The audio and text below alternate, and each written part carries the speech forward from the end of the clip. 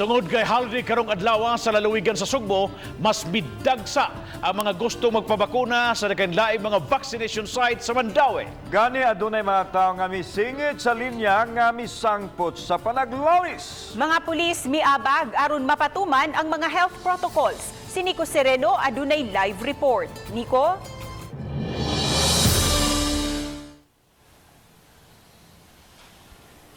Yes, Sil, Lan og Bob, midagsa gyud ug ubay-ubay ang buot magpabakuna karon sa lain-lain nga mga vaccination sites sa Mandaue labi na kay piyesta opisyal karong adlaw. Hilabihan kataas ang linya sa mga gusto nga magpabakuna sa UCLM campus sa Barangay Look.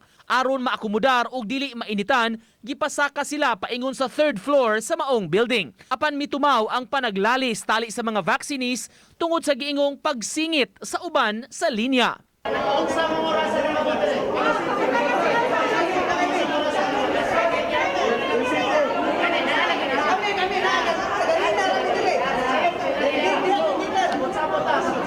Miabag sa pagkontrolar ang mga pulis.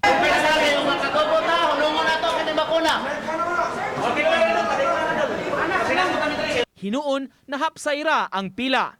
Di kami ground floor sir, gipasa kami dito sa fourth floor. Kaya ang line murag ingani ra sir ba isa ra. Then paghuman giusab sa katong coordinator, murag gipa mahulog sa isa kani tulo. So murag ana sir ba? Ana.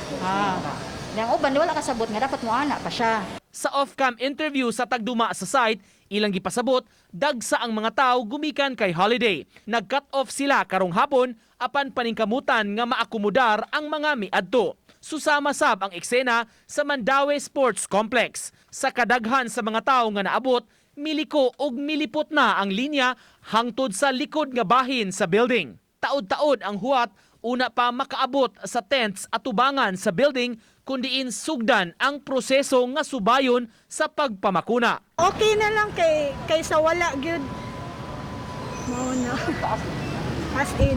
Sa pahibaw sa Mandaue Vaccine Operation Center, karong adlaw bukas ang 5 ka mga vaccination sites gawas lang sa mobile vaccination. Ang Mandaue City Police mipa-deploy usab sa ilang personnel aron moabag sa pagmintinar sa health protocols.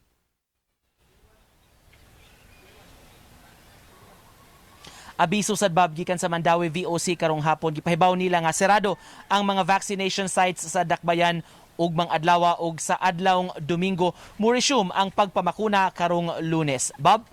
Dahil salamat Nico Sereno sa imong live report.